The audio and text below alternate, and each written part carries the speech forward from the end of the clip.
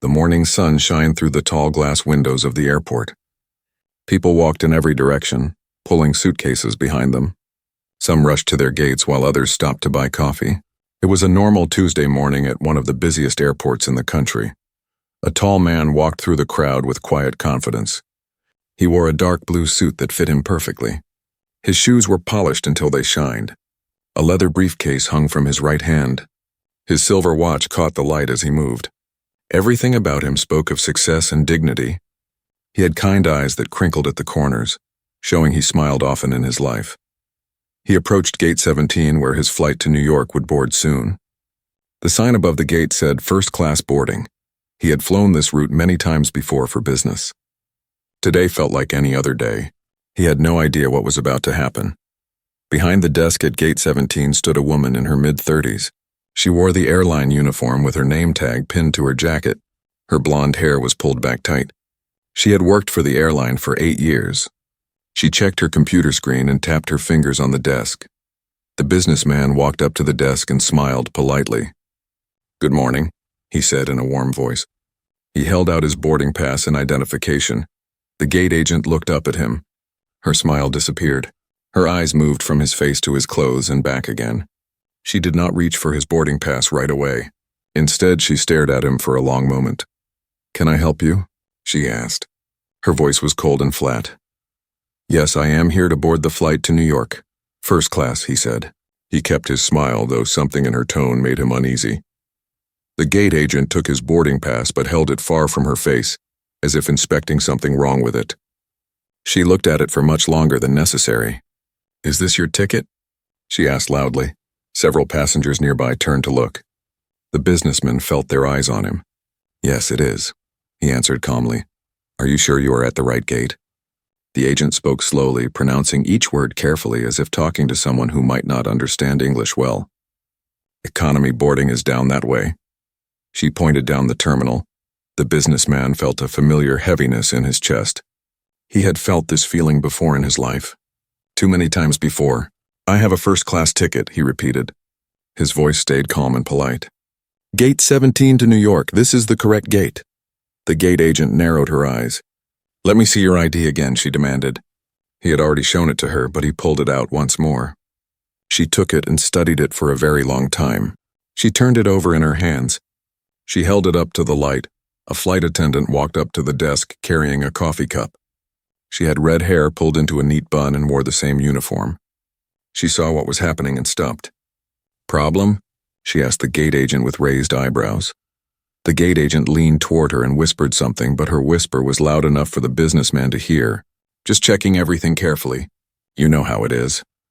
The two women exchanged a look and both glanced at him. The flight attendant smirked slightly. She did not say anything, but her expression said everything. She stood there, sipping her coffee, watching the scene unfold.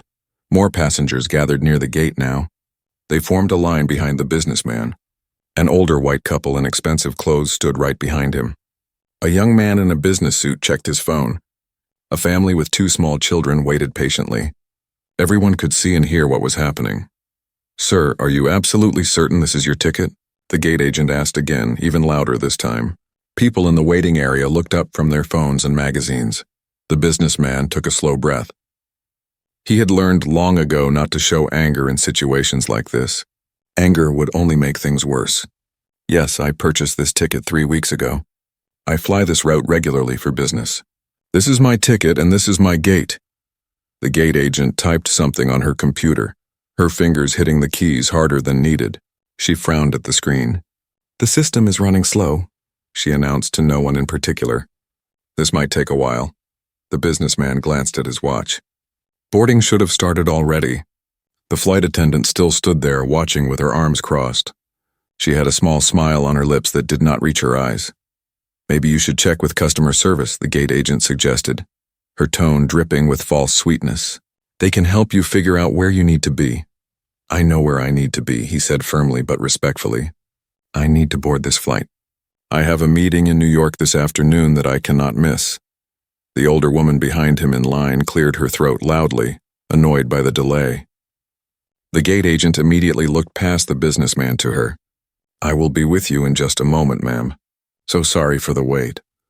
The businessman noticed how her voice changed completely when speaking to the white woman. It became warm and apologetic.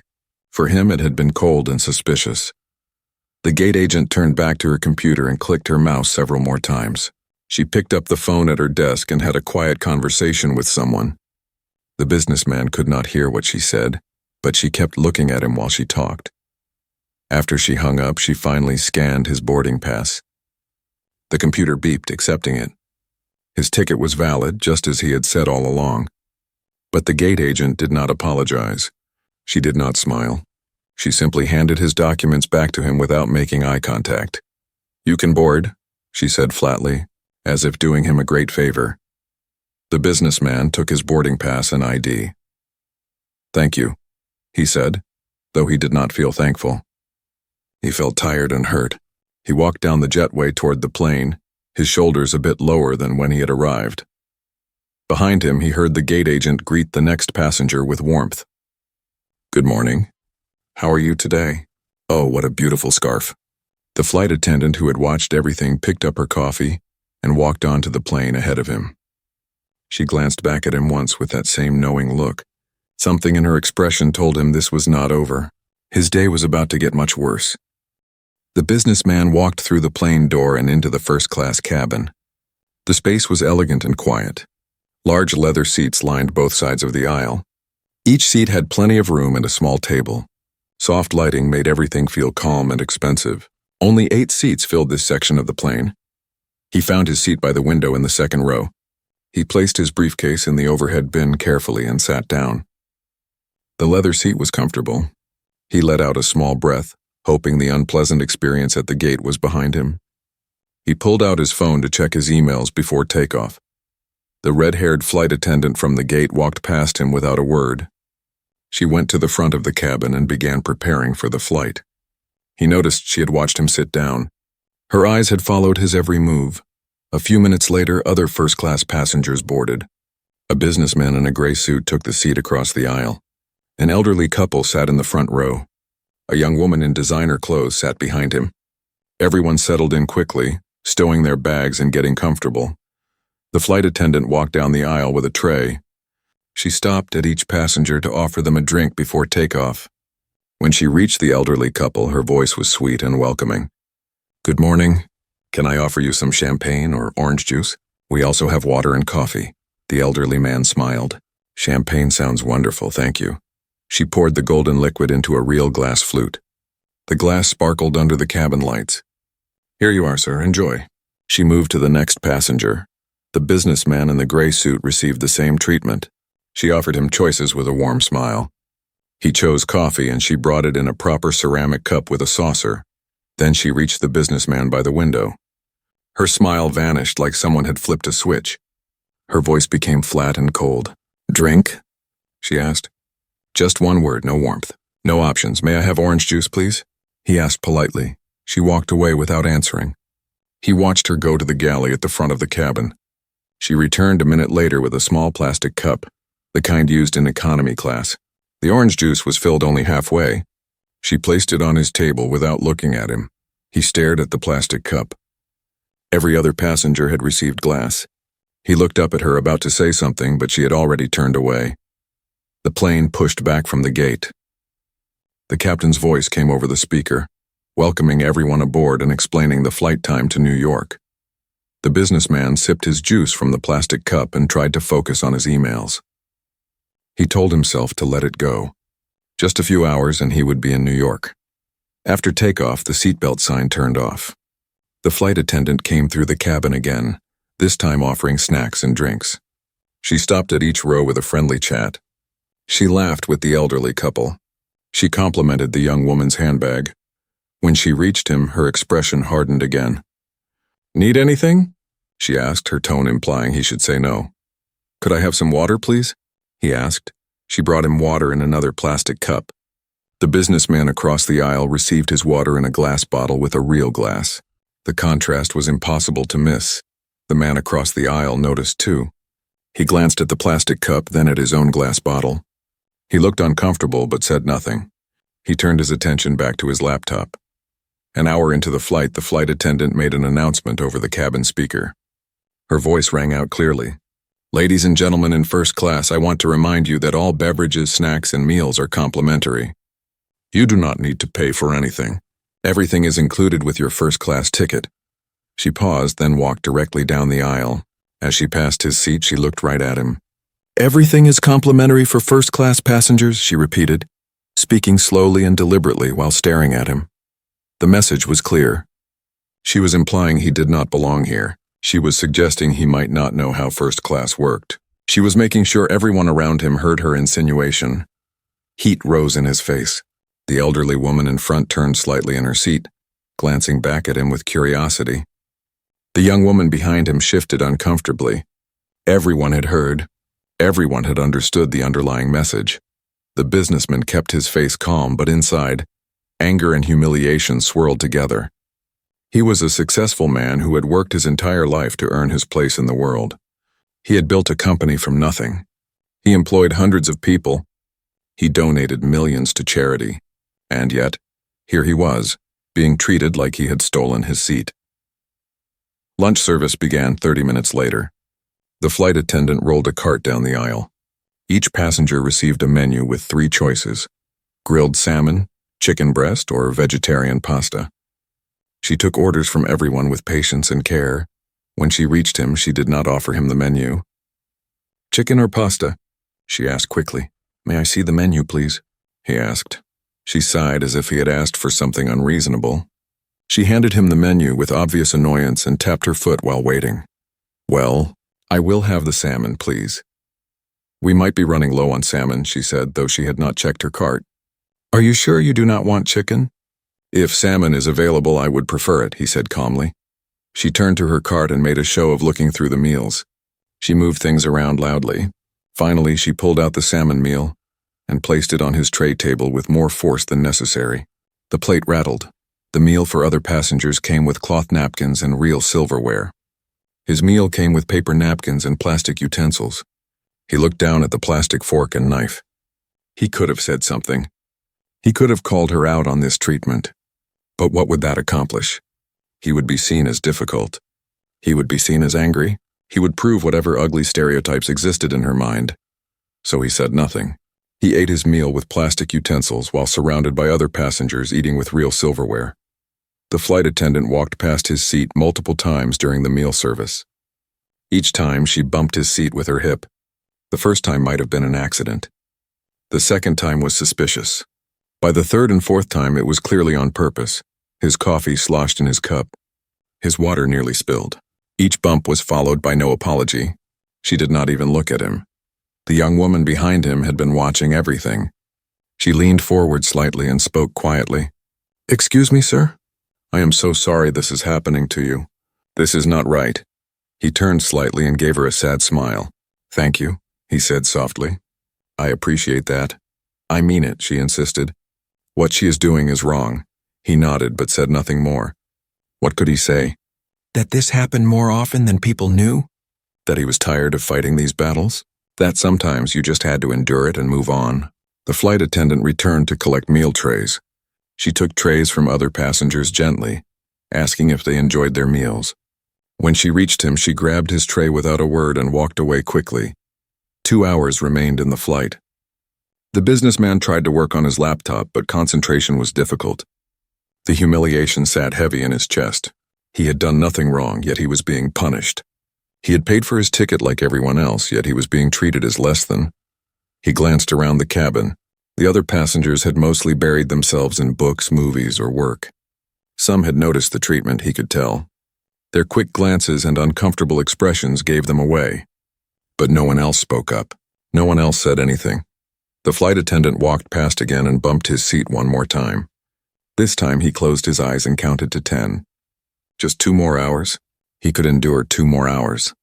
He had endured worse in his life. He would survive this too. But deep down, he wondered why he should have to. The plane hummed steadily through the sky. Most passengers in first class had settled into their activities. Some slept with blankets tucked around them. Others watched movies on their personal screens. The businessman tried to focus on the report he was reading on his laptop, but his mind kept wandering back to the treatment he had received. He heard footsteps coming down the aisle. The red-haired flight attendant appeared, walking slowly. She stopped at the front row and bent down to speak quietly with the elderly couple. Then she stood up and raised her voice so the entire cabin could hear. "Excuse me, everyone. I apologize for the interruption." She paused, making sure she had everyone's attention. Passengers looked up from their screens and books. "We have had a report that someone has lost their wallet. A black leather wallet. Has anyone seen it or accidentally picked it up?" The cabin filled with quiet murmurs.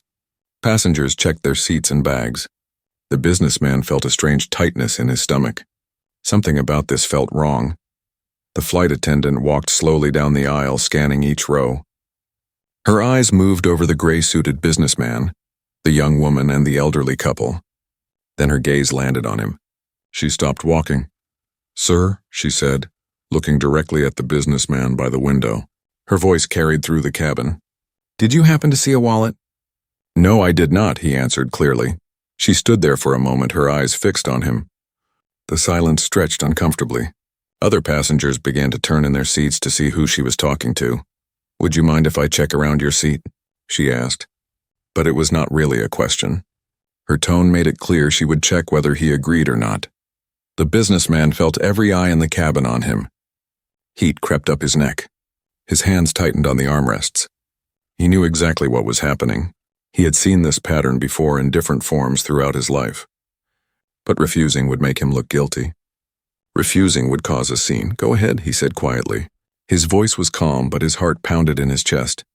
The flight attendant made a dramatic show of searching. She bent down and looked under his seat, moving slowly and thoroughly.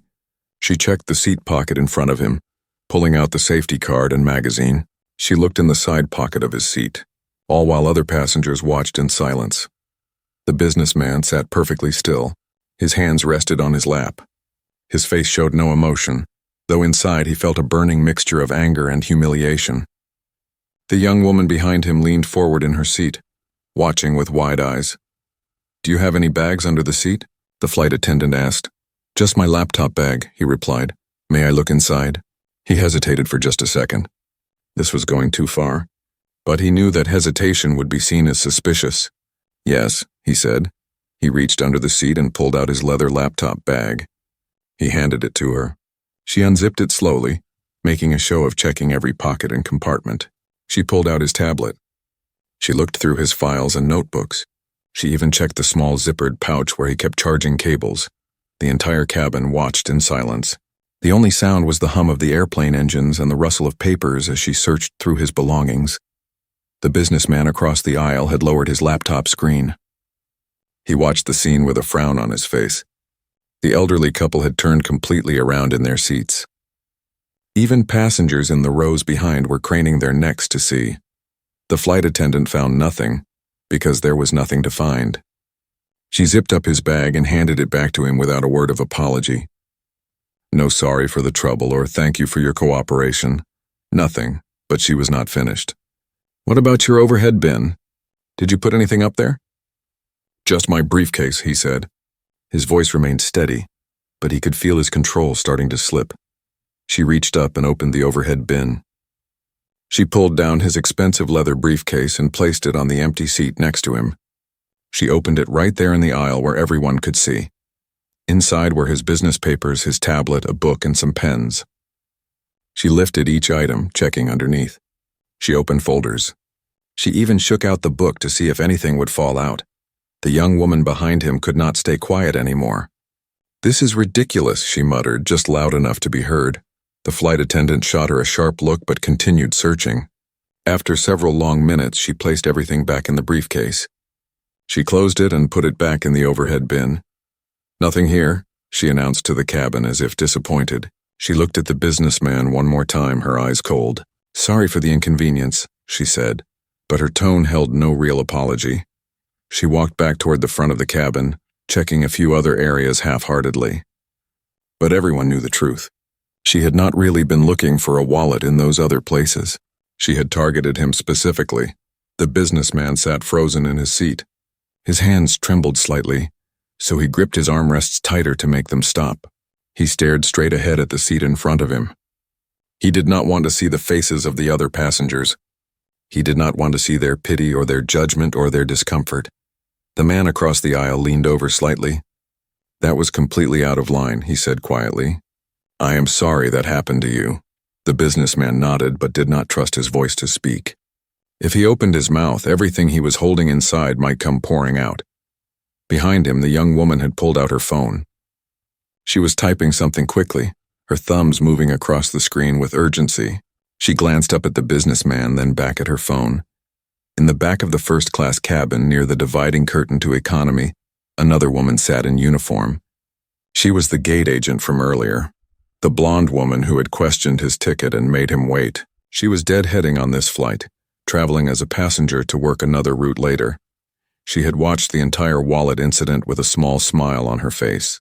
When the flight attendant walked past her, the gate agent reached out and touched her arm. The two women leaned close together and whispered. They both glanced back at the businessman. The gate agent nodded slowly, and the flight attendant smiled.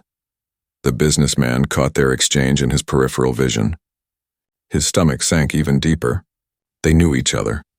They were working together. This whole thing had been coordinated. The flight attendant made another announcement. "Ladies and gentlemen, the wallet has been found. It was in the galley area the whole time.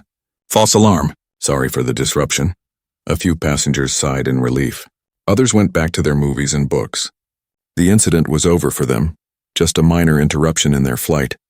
But for the businessman, nothing was over. He had been publicly humiliated. He had been treated like a criminal in front of dozens of witnesses.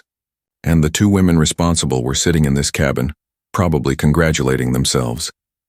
He closed his eyes and took deep breaths. His meeting in New York was important. He could not arrive angry and rattled. He needed to compose himself. He needed to push this down and deal with it later, the way he had learned to deal with so many other painful experiences in his life. The young woman behind him leaned forward again. "Excuse me," she whispered. He turned slightly. "I recorded some of that on my phone. I know it is not much, but I have it if you need it." He looked at her for a long moment. She was young, maybe in her late 20s. Her eyes were full of concern and anger on his behalf. "Thank you," he said quietly. "That is very kind. It is not kind. It is just right," she said firmly. "What they did to you was wrong. Everyone saw it. Everyone knows it. But that was not quite true. Some people had seen it and knew it was wrong.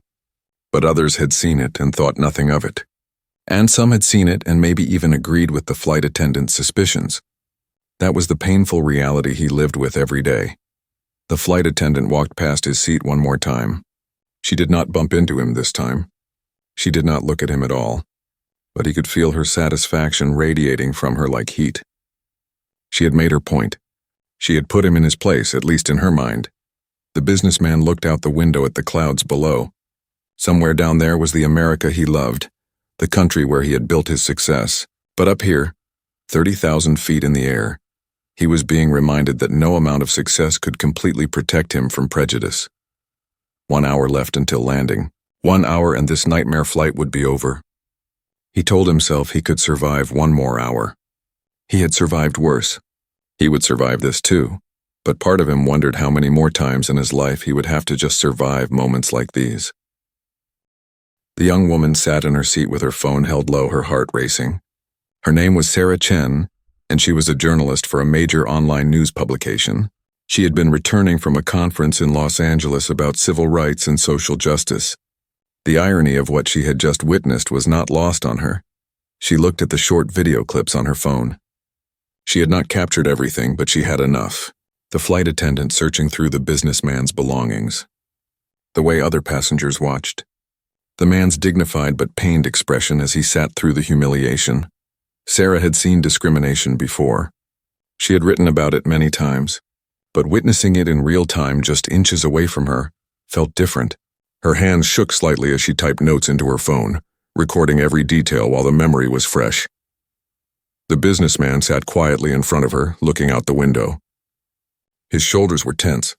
She could see the exhaustion in the way he held himself, as if carrying an invisible weight that never went away. Sarah made a decision. She unbuckled her seatbelt and stood up. The seatbelt sign was off, so passengers could move around freely. She walked forward to the lavatory at the front of first class. As she passed the businessman's seat, She made eye contact with him briefly and gave a small nod. She waited in the small area near the lavatory, pretending to read the safety information on the wall. A few minutes later, the businessman stood up and walked toward the lavatory as well. She had hoped he would. When he approached, Sarah spoke quietly, making sure the flight attendant in the galley could not hear. "Excuse me, sir. I am so sorry to bother you. My name is Sarah Chen. I am a journalist." The businessman looked at her with tired but kind eyes. "Hello," he said simply. "I have been sitting behind you the whole flight," Sarah continued quickly, keeping her voice low. "I saw everything that happened. The way the gate agent treated you before boarding. The way the flight attendant has been treating you. That horrible thing with the wallet. I recorded parts of it on my phone." The businessman's expression did not change much, but she saw something flicker in his eyes. Maybe surprise, maybe resignation. "I see," he said. "This was discrimination," Sarah said firmly.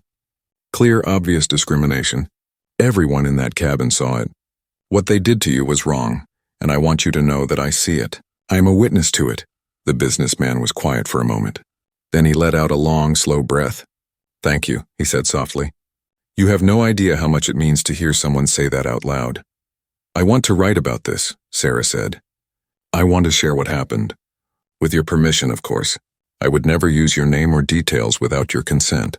But people need to know this still happens. People need to see it." The businessman looked at her carefully as if weighing something heavy in his mind. "You are young," he said gently. "You seem like you have a lot of passion for justice. That is good. The world needs people like you." "But," Sarah asked, sensing he had more to say, "but this is not the first time something like this has happened to me," he said. His voice was calm but sad. "It probably will not be the last. I have learned to pick my battles. I have a business to run. Employees who depend on me. I cannot spend all my time fighting every instance of prejudice I encounter. Sometimes you just have to swallow it and move on." Sarah felt her chest tighten. "That is not fair," she said. "You should not have to just accept this." "Fair?" The businessman gave a bitter smile. "Life is not fair. I learned that lesson a long time ago. I am 53 years old. I have been dealing with this my whole life. At some point, you get tired of fighting. But if good people do nothing, nothing changes," Sarah insisted. "You do not have to fight this battle alone. Let me fight it with you. Let me tell this story. I will protect your identity if you want, but the story needs to be told." The businessman studied her face for a long moment. Sarah could see him thinking, considering. Behind them, they heard the flight attendant moving around in the galley. Time was running out. "What is your name?" he asked. "Sarah Chen. I write for the Daily Observer. You can look me up when we land. I will give you my card." "And why does this matter so much to you?" he asked. Sarah thought about how to answer. "Because I am tired of seeing people treated like they are less than human based on how they look. I am Asian American. My parents immigrated here with nothing. They face discrimination too. Different than what you face, but still painful. Still wrong. I became a journalist because I wanted to shine light on injustice. And what happened to you today was deeply unjust." The businessman's eyes softened. "Your parents raised a good daughter," he said quietly. "Okay, yes, you can tell the story. But I want to wait until after we land. I have an important meeting in New York today.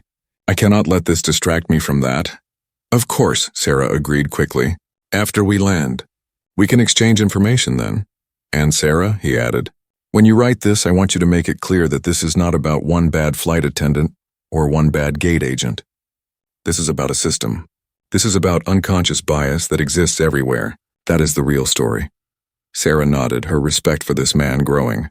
Despite everything he had endured today, he was still thinking about the bigger picture. "I understand. I will tell it right." The businessman smiled for the first time since boarding the plane. It was a sad smile, but genuine. "Thank you. Truly. It means more than you know to have someone see what happened and acknowledge it." They went their separate ways, him to the lavatory and her back to her seat. Sarah sat down and immediately opened her notes app again. She typed furiously, capturing their conversation while it was fresh in her mind. Across the aisle and one row up, the gray-suited businessman had been watching. He had seen Sarah approach and talk to the other man. He had not heard what they said, but he could guess. He turned back to his laptop, but his mind was not on his work anymore. He thought about his own silence during the flight. He had noticed the differential treatment. He had felt uncomfortable about it. He had even said a few words of sympathy. But he had not stood up. He had not said anything to the flight attendant. He had not demanded better. Guilt gnawed at him. He was a white man who had never experienced what he had just witnessed. He had the privilege of looking away, of staying silent, of keeping his comfort. The businessman being mistreated did not have that privilege. And by staying silent, he had been complicit. He made a mental note to himself.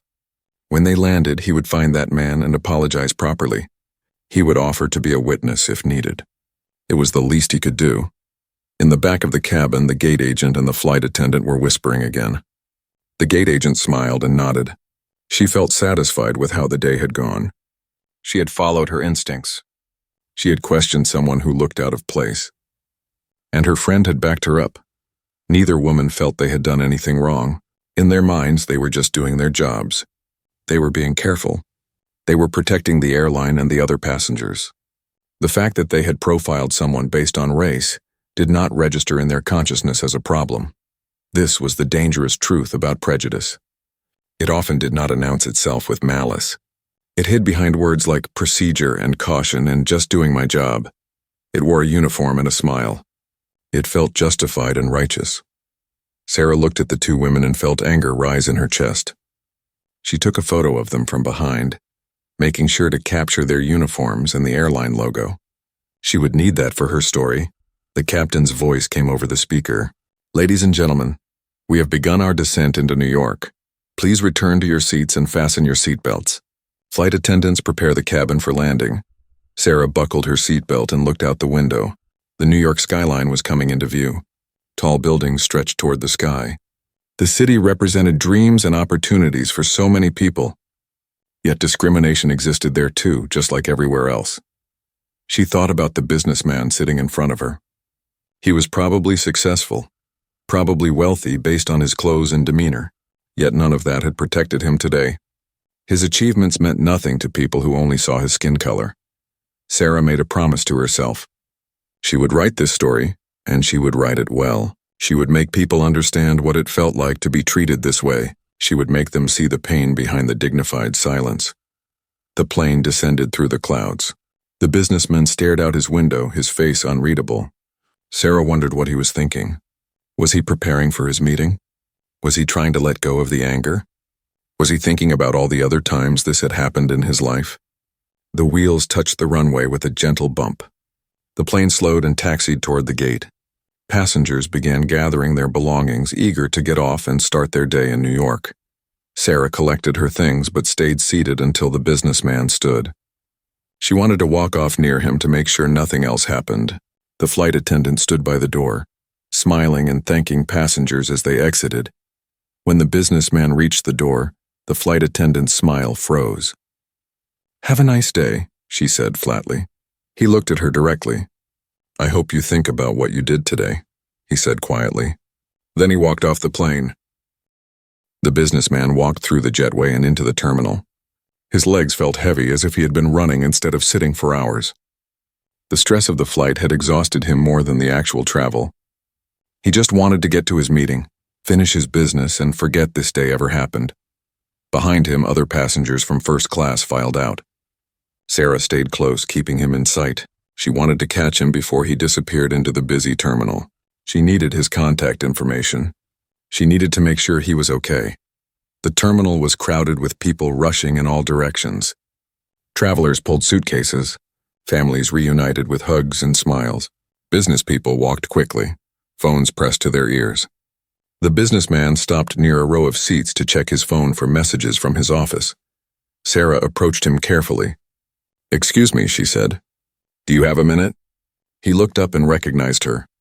His tired face managed a small smile. "Of course. I wanted to give you my card," Sarah said, pulling out her business card from her wallet. "My email and phone number are on there. When you are ready to talk more, please reach out." No pressure. "But I meant what I said about writing this story." The businessman took the card and studied it. "Sarah Chen, senior reporter, The Daily Observer," he read aloud. He looked at her with new respect. "You are not just any journalist. You are a senior reporter." I have been doing this for 8 years, Sarah explained. I have covered civil rights issues, discrimination cases, police misconduct. I know how to tell these stories with care and accuracy. I promise you, I will handle this responsibly. Before the businessman could respond, they heard loud voices nearby. The gate agent from earlier had come off the plane and was now standing near the exit door, talking with another airline employee. The red-haired flight attendant stood beside her. The gate agent was speaking loud enough for several people to hear. I am telling you, something was off about him from the start. You develop an instinct for these things after working here long enough. I was just being thorough. The flight attendant nodded in agreement. Exactly. We have to be careful. We have procedures for a reason. If someone seems suspicious, we have a responsibility to check it out. The businessman heard every word. His jaw tightened. Sarah saw anger flash across his face, quickly replaced by that same tired resignation she had seen before. But then something shifted in his expression. Maybe he was tired of staying silent. Maybe he was tired of letting people say these things without challenge. Maybe he had simply reached his limit. He walked toward the two women. Sarah followed, her reporter instincts telling her something important was about to happen. Excuse me, the businessman said, his voice calm but firm. I could not help but overhear your conversation. The gate agent and flight attendant turned to face him. Recognition crossed their faces, followed quickly by defensiveness. Can I help you with something? The gate agent asked, her tone icy.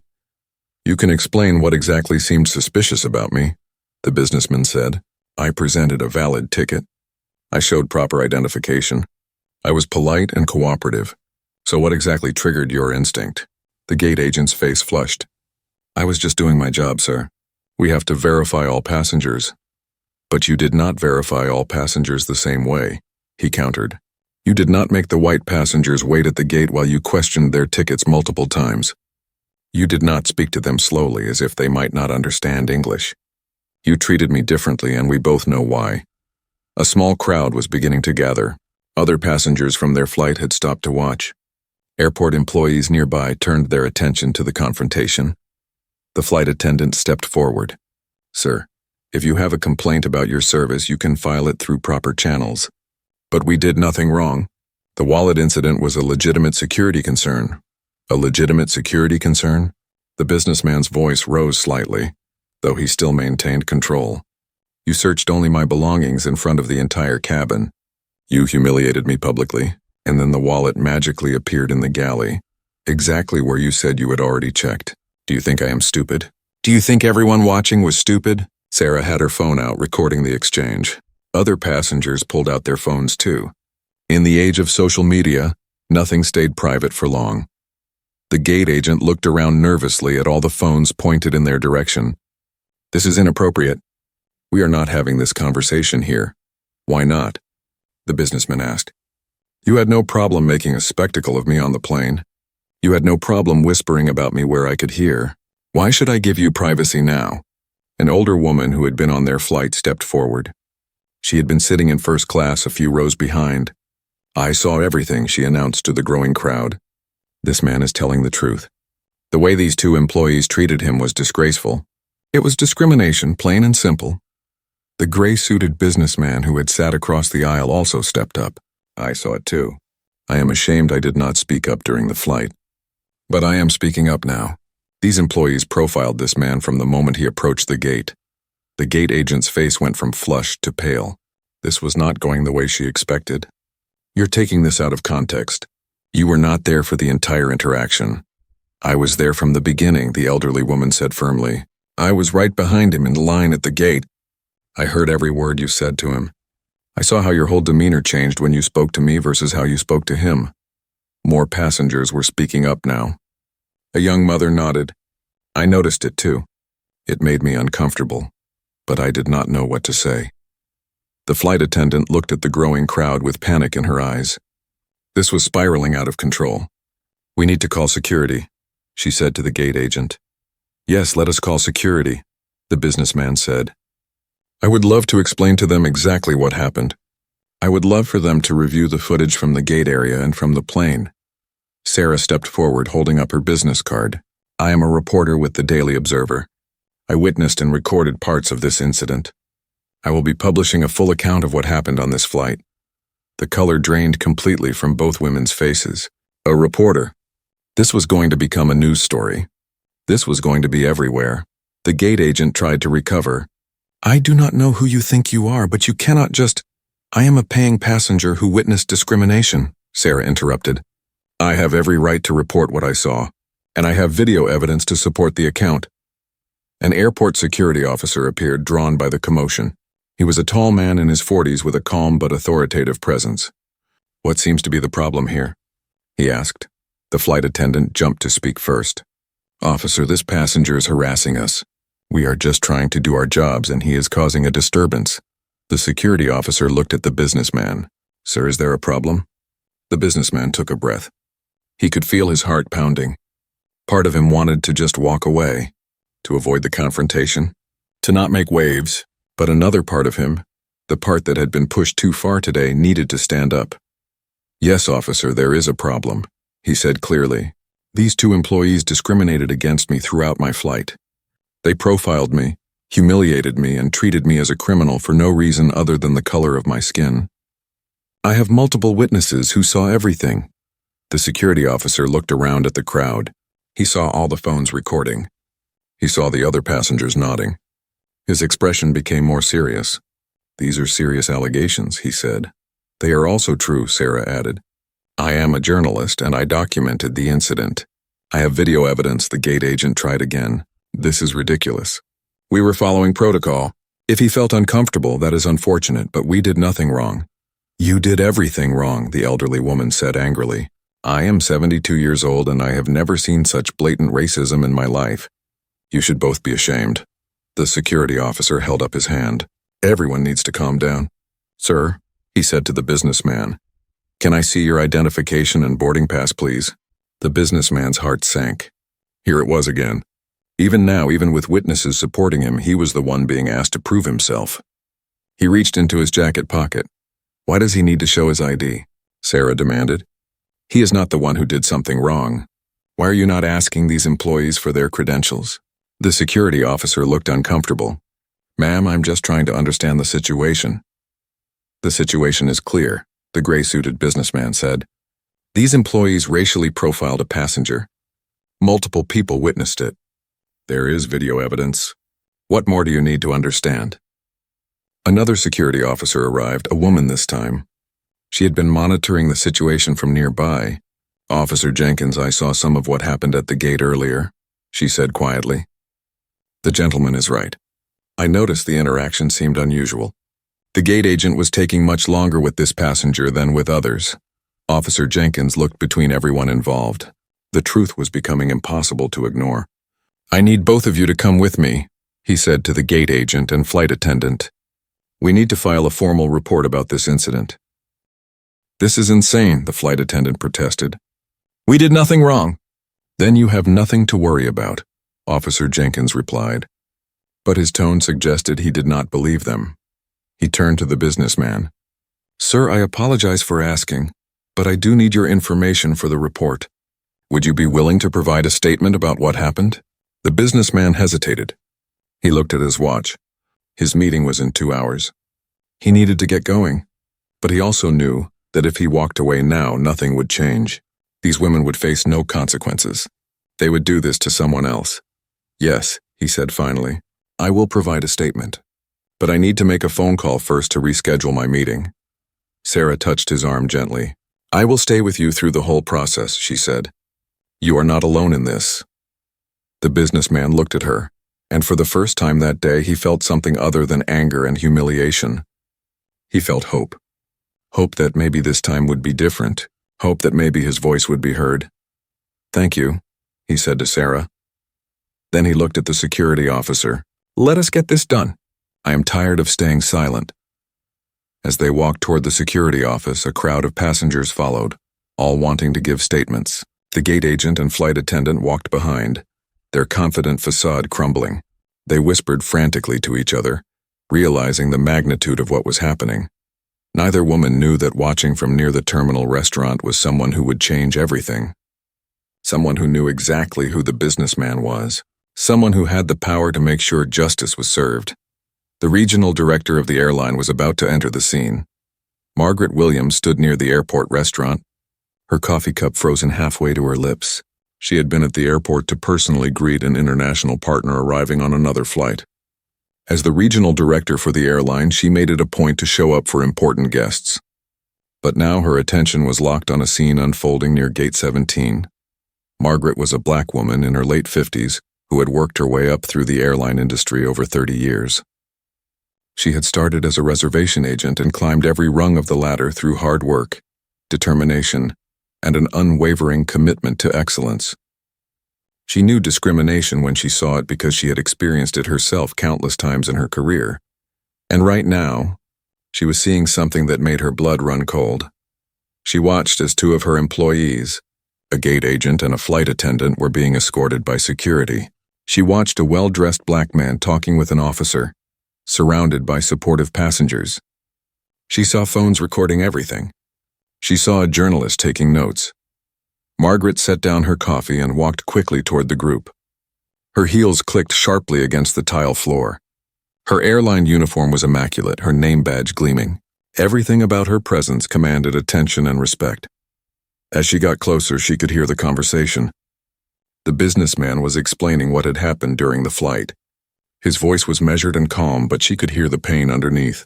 Then she saw his face clearly and her heart stopped. She knew him. She knew exactly who he was. "Mr. Richardson," she said, her voice cutting through the conversation. Everyone turned to look at her. The businessman turned and recognition flickered across his face. They had met 3 weeks ago during a business lunch. He was the CEO of Richardson Technologies, one of the largest tech companies in the country. They had been finalizing a partnership deal worth $50 million over 5 years. The gate agent's face went white as she saw her boss approaching. The flight attendant actually took a step backward. "Ms. Williams," the businessman said, surprise evident in his voice. "I did not expect to see you here." Margaret walked straight to him, her expression a mixture of horror and deep apology. "Mr. Richardson, I am so profoundly sorry. What happened to you today should never happen to anyone, but especially not to someone we were supposed to be welcoming as a valued partner." The security officer looked confused. "Ma'am, do you know this gentleman?" "Know him?" Margaret's voice shook with emotion. "This is James Richardson, the CEO of Richardson Technologies. His company just signed a $50 million partnership agreement with our airline. He was flying to New York to finalize the last details of that agreement. And apparently my employees decided to treat him like a criminal." The gate agent made a small sound like she had been punched in the stomach. The flight attendant's face crumpled. "Oh God," the gate agent whispered. "We did not know. We had no idea who he was." Margaret turned to face them, and her expression was cold as ice. "And that is exactly the problem. You should not need to know who someone is to treat them with basic dignity and respect. Every passenger deserves to be treated well, whether they are a CEO or a student flying home for the holidays. But the fact that you treated him this way, not knowing his importance to this airline, makes it even worse." Mr. Richardson held up his hand. "To be clear, Ms. Williams, the problem is not that they did not know I was a CEO. The problem is that they saw a black man and made assumptions based on nothing but my skin color. If I had been white, they would not have questioned my ticket 3 times. They would not have spoken to me slowly, as if I could not understand English. They would not have searched my belongings in front of the entire cabin." Margaret nodded, tears forming in her eyes.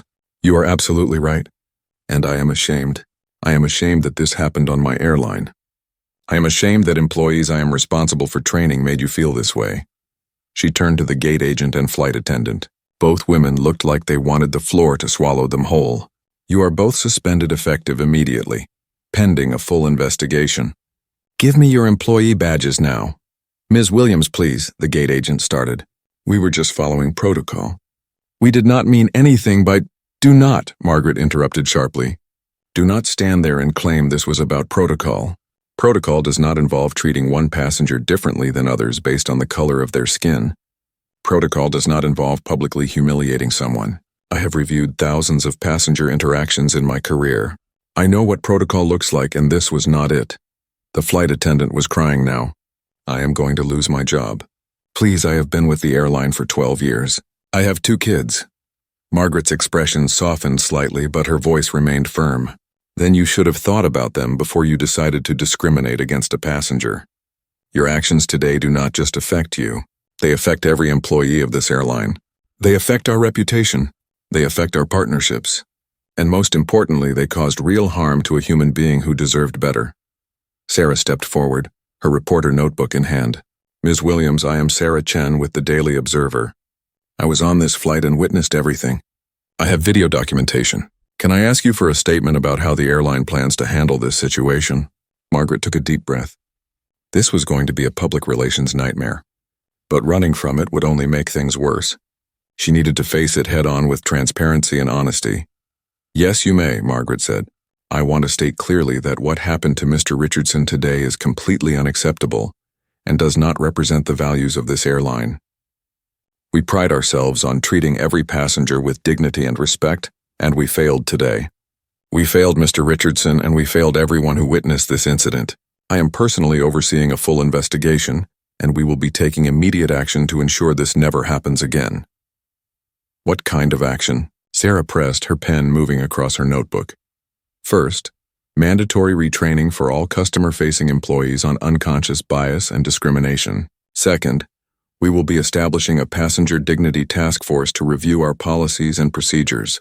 Third, we will be creating a direct reporting hotline for passengers who experience discrimination. And fourth, we will be reviewing our hiring and promotion practices to ensure we are building a truly diverse and inclusive workforce at all levels. Mr. Richardson listened to this with a thoughtful expression. Those are good steps, Ms. Williams, but I want to add something. Of course, Margaret said. Please. I want you to know that I do not take pleasure in seeing those two women lose their jobs, he said, gesturing to the gate agent and flight attendant. But I also know that what they did today was not an isolated incident. It was not just about them being bad people. It was about a system that allows bias to flourish. So yes, they need to face consequences. But we also need to look deeper at why this happened in the first place. The elderly woman who had spoken up earlier stepped forward. I want to add something too. I am a retired teacher and I saw everything that happened. I stayed silent at first because I did not want to cause a fuss. That was wrong of me. Silence in the face of injustice makes us complicit. I'm ashamed I did not speak up sooner. Several other passengers nodded and voiced similar sentiments. The gray-suited businessman spoke up. I felt the same way. I noticed what was happening. I felt uncomfortable, but I did not say anything. That needs to change. We all need to be willing to speak up when we see something wrong. Margaret looked around at all the faces. Passengers who had been strangers an hour ago were now united by this shared experience. You are all absolutely right, she said. Change requires all of us. It requires employees to examine their biases. It requires companies to implement better policies. And it requires bystanders to find the courage to speak up. Officer Jenkins had been listening to everything. Mr. Richardson, do you want to press charges against these employees? Mr. Richardson was quiet for a long moment. Everyone waited for his answer. The gate agent and flight attendant looked terrified. No, he finally said. I do not want to press criminal charges. Losing their jobs and facing public accountability is consequence enough. What I want is for this to become a learning moment. I want people to understand what it feels like to be treated this way. I want the system to change. The flight attendant let out a sob of relief. The gate agent covered her face with her hands, but Margaret was not finished. That is very gracious of you, Mr. Richardson. However, I want to be clear that these employees are terminated, not just suspended. Their actions today violated our code of conduct and our anti-discrimination policies. This is not negotiable. Both women began to protest, but Margaret held up her hand. You made choices today. Choices have consequences. I truly hope you will learn from this experience and examine your own biases. But you cannot continue to work for this airline. She turned to Officer Jenkins. Please ensure they return all airline property and escort them out of the secure area. As the two former employees were led away, still crying and protesting, Margaret turned back to Mr. Richardson. I know this does not fix what happened today. I know the damage has been done. But I want you to know that I am committed to making real change, and I hope you will still consider moving forward with our partnership. Mr. Richardson smiled sadly. Ms. Williams, I appreciate everything you are doing, but I need to be honest with you. I need time to think about whether I want to move forward with this partnership. What happened today was deeply painful, It reminded me that no matter how successful I become, no matter how much money I have or power I wield, there will always be people who see me as less than. That is a hard thing to swallow. Margaret nodded, tears now flowing freely down her cheeks. I understand. And I do not blame you. Take all the time you need. But please know that I will be fighting to make this airline better, whether or not you decide to partner with us. Because this is not just about business. This is about basic human dignity. Sarah was writing everything down, her article already forming in her mind. This was more than just a story about discrimination on a plane. This was a story about accountability, about courage, about what real change looks like. Mr. Richardson looked at Margaret for a long moment. Then he extended his hand. Thank you for responding the way you did today. Thank you for not making excuses or deflecting blame. Thank you for being willing to face this head-on. That gives me hope. Margaret shook his hand, holding on perhaps longer than necessary. Thank you for giving us the chance to do better. I promise you we will. As the crowd began to disperse, Sarah approached Mr. Richardson one more time. I am going to write this story, she said. And I am going to make sure people understand what really happened here today. Your dignity, your grace in the face of discrimination, and the accountability that followed. All of it, Mr. Richardson nodded. Write the truth. That is all I ask. Write the truth so maybe, just maybe, this will not happen to someone else. Margaret personally escorted Mr. Richardson to the airline's executive lounge, apologizing the entire way and ensuring he had everything he needed. She called ahead to have the lounge manager prepare for his arrival with their best service. As they walked through the terminal, other passengers recognized him from the confrontation. Several stopped to shake his hand and offer words of support. One young black man approached with tears in his eyes. Thank you for standing up, the young man said. Thank you for not staying silent. You gave me courage to speak up when I see injustice. Mr. Richardson hugged him. We all have to speak up. That is the only way things change. Margaret watched this exchange and felt renewed determination. She pulled out her phone and began making calls. By the end of the day, every employee in her region would know what happened. Training sessions would be scheduled. Policies would be reviewed. Change would begin today, not tomorrow. Because if there was one thing Margaret Williams knew, it was that silence and inaction were no longer acceptable. The time for real change was now. 3 days after the incident, Sarah's article went live on the Daily Observer's website. She had worked around the clock to craft every word carefully. The headline read, When Success Cannot Shield You, a Black CEO's Experience with Airline Discrimination. The article included the video clips she had recorded, interviews with multiple witnesses, and statements from both Mr. Richardson and Margaret Williams. She had written it exactly as she promised, focusing not just on the incident itself, but on the broader systemic issues it represented. Within hours, the article had been shared thousands of times. Within a day, it was trending on every social media platform. News outlets across the country picked up the story. Television networks requested interviews. The hashtag Justice in the Air began trending worldwide. People shared their own stories in the comments. Black travelers recounted similar experiences of being profiled, questioned, and humiliated while flying. Stories poured in from across the country, creating a chorus of voices that could no longer be ignored. Margaret Williams read every single comment. She read every story. Each one broke her heart and strengthened her resolve. She had called an emergency meeting with the airline's executive leadership team the morning after the incident. She presented a comprehensive plan for change, backed by data, research, and concrete action steps. Some executives resisted. This is going to be expensive, one said. Do we really need to do all of this? Margaret had looked him straight in the eye. We cannot afford not to, and if you do not understand why, then maybe you should not be in this leadership role. The CEO of the airline, who had been watching the viral spread of the story with growing concern, sided with Margaret completely. Implement everything, he ordered. Cost is not the issue here. Doing the right thing is the only issue that matters. Margaret got to work immediately. She established the Passenger Dignity Task Force, bringing together employees from different departments, customer service advocates, and civil rights experts. The group met daily to review policies, procedures, and training materials. The mandatory bias training program was rolled out within 2 weeks. Every single employee, from baggage handlers to gate agents to flight attendants to executives, would complete 8 hours of intensive training. The training included real scenarios, video testimonials from passengers who had experienced discrimination, and difficult conversations about implicit bias. The first training session was held in Margaret's region. She attended personally, sitting in the back row to observe. She watched employees squirm uncomfortably as they watched the video of what had happened to Mr. Richardson. She watched some cry.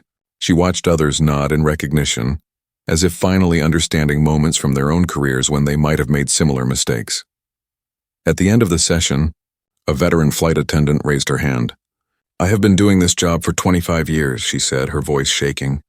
"And I am ashamed to admit that I have probably done similar things without even realizing it.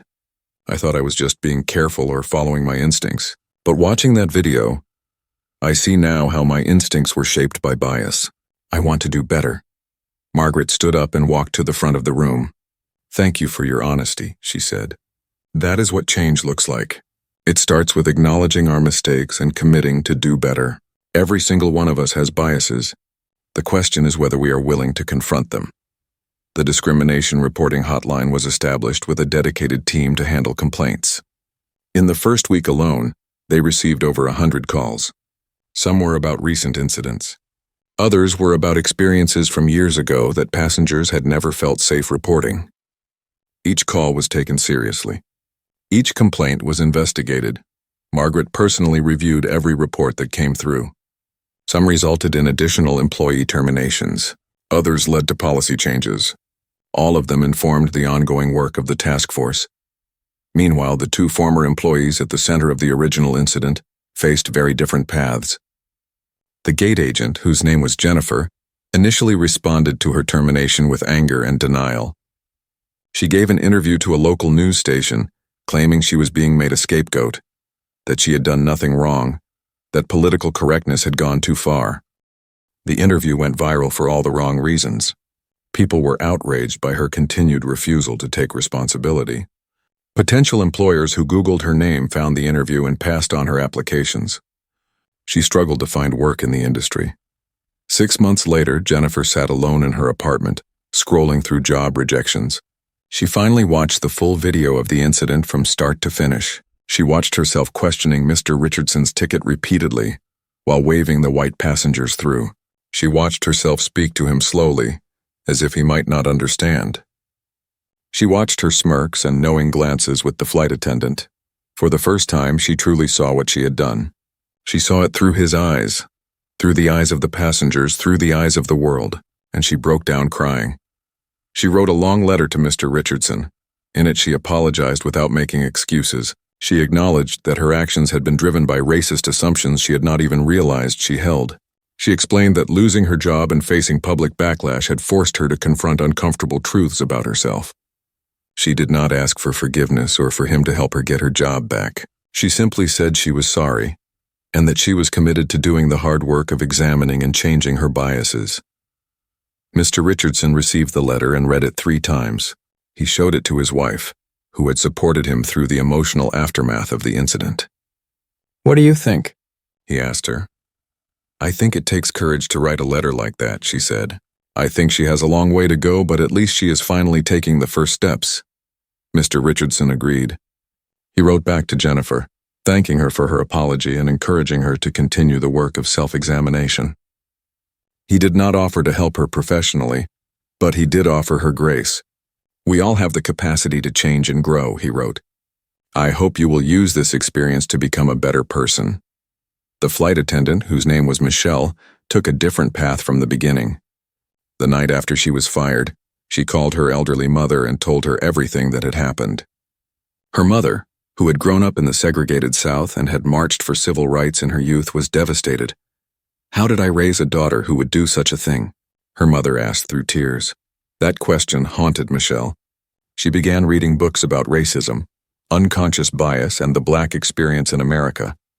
She attended community discussions about racial justice. She volunteered with organizations working to combat discrimination. She did not do these things to get her job back or to repair her public image.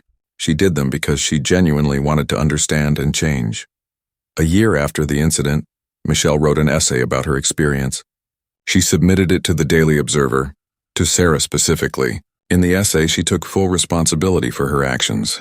She described the journey of recognizing her own biases and the painful process of confronting them. She ended with a call for other white people to do the same work. Sarah read the essay 3 times. She called Michelle and interviewed her for 2 hours, probing to make sure the change was genuine. Finally, she decided to publish it, along with a note explaining the context and emphasizing that this was not about redemption for Michelle, but about demonstrating what accountability and growth could look like. The essay sparked its own conversations. Some people felt Michelle did not deserve a platform. Others argued that showing people who had made mistakes but genuinely changed was important for the broader cause of racial justice. The debate was heated but productive. Mr. Richardson read Michelle's essay. He felt a complicated mix of emotions. Part of him was still angry and hurt. Part of him appreciated her genuine efforts to change. He decided not to make any public comment about it. His healing was his own, and he did not owe anyone a statement about forgiveness. Instead, he focused his energy on the positive changes emerging from the incident. He had decided to move forward with the airline partnership after seeing Margaret's genuine commitment to change. But he added conditions to the agreement. Part of the partnership funds would be dedicated to creating a scholarship program for students from underrepresented communities who wanted to pursue careers in aviation. The Richardson Aviation Opportunity Scholarship was launched 6 months after the incident. It provided full tuition, mentorship, and internship opportunities for 20 students each year. The first cohort included aspiring pilots, engineers, airport managers, and airline executives. Mr. Richardson attended the orientation for the first group of scholars. He stood before them, these young people from diverse backgrounds who dreamed of careers in aviation, and told them his story. Not just about the discrimination he had faced, but about the importance of perseverance, of speaking up, and of using their success to create opportunities for others. What happened to me on that plane was painful, he said. But pain can be transformed into purpose. You are my purpose now. Each of you represents the change I want to see in this industry. When you take your places as pilots, as leaders, as decision makers, you will remember what discrimination looks like, and you will make sure it has no place in your workplaces. A young black woman in the front row raised her hand. Mr. Richardson, were you scared when you spoke up? I mean, even with everything you have accomplished, were you worried about the consequences? Mr. Richardson smiled sadly. I was terrified, he admitted. Speaking up always carries risk, but staying silent has its own cost. The cost to your dignity, to your sense of self-worth, to the next person who will be treated the same way. I decided that cost was too high. The scholars gave him a standing ovation. Several had tears in their eyes. They understood that his courage had opened doors for them. Margaret Williams was also at the event. She and Mr. Richardson had developed a genuine friendship based on mutual respect and shared commitment to change. She watched him speak to the scholars and felt proud of what they had built together from such a painful beginning. After the event, she pulled him aside. I have something to show you, she said.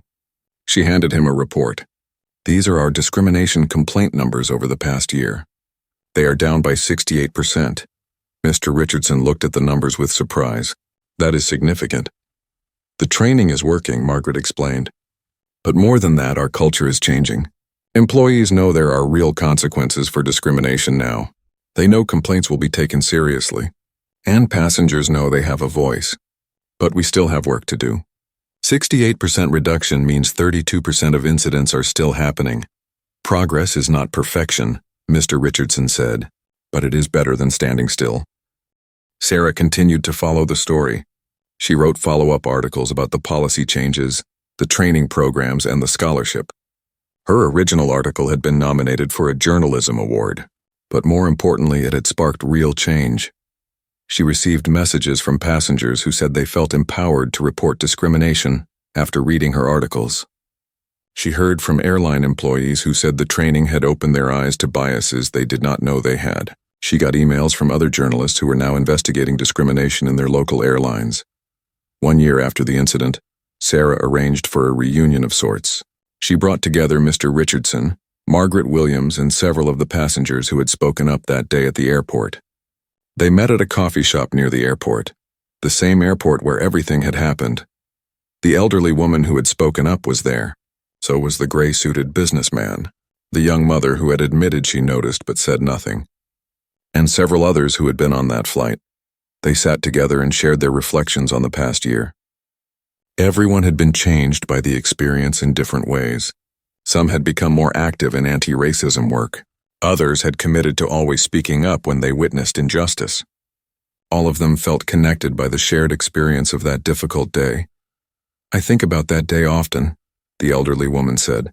"I think about how easy it would have been to just stay quiet, to pretend I did not see what was happening. I am grateful I found my voice, even if it came later than it should have." Mr. Richardson looked around the table at these strangers who had become allies. "Each of you gave me hope that day. You showed me that there are people who will stand up, who will speak truth, who will not accept injustice as normal. That matters more than you know." As the conversation continued, a young black man approached their table hesitantly. "Excuse me, are you Mr. Richardson?" he asked. "From the article?" Mr. Richardson smiled and stood up. "I am.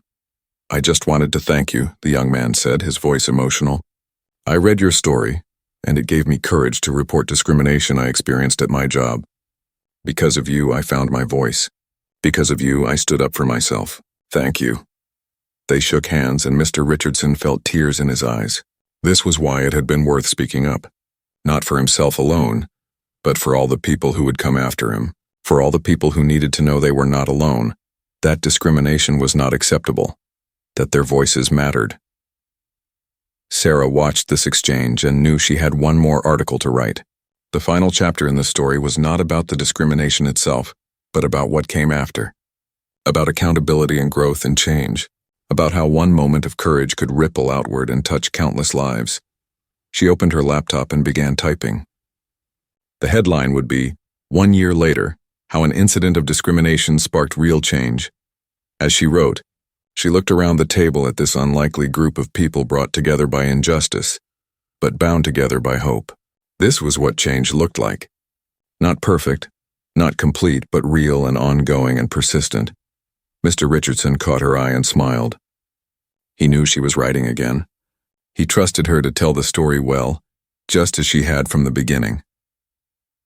Outside the coffee shop window, planes took off and landed at the airport. Each one carried hundreds of passengers with their own stories, their own struggles, their own dreams. And because of what had happened a year ago, at least some of them would be treated with a little more dignity, a little more respect, a little more humanity. It was not enough.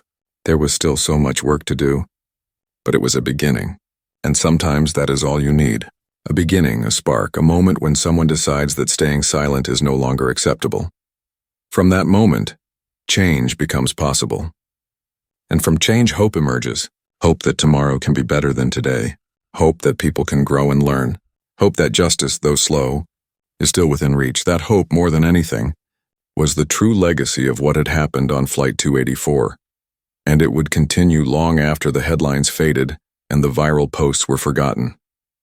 It would live on in the policies that were changed, the biases that were confronted, the voices that were empowered, and the lives that were touched. Because in the end, that is what real change looks like. Not dramatic or instantaneous, but persistent and patient and powerful. One conversation at a time, one policy at a time, one person at a time, until slowly, surely the world becomes a little bit more just.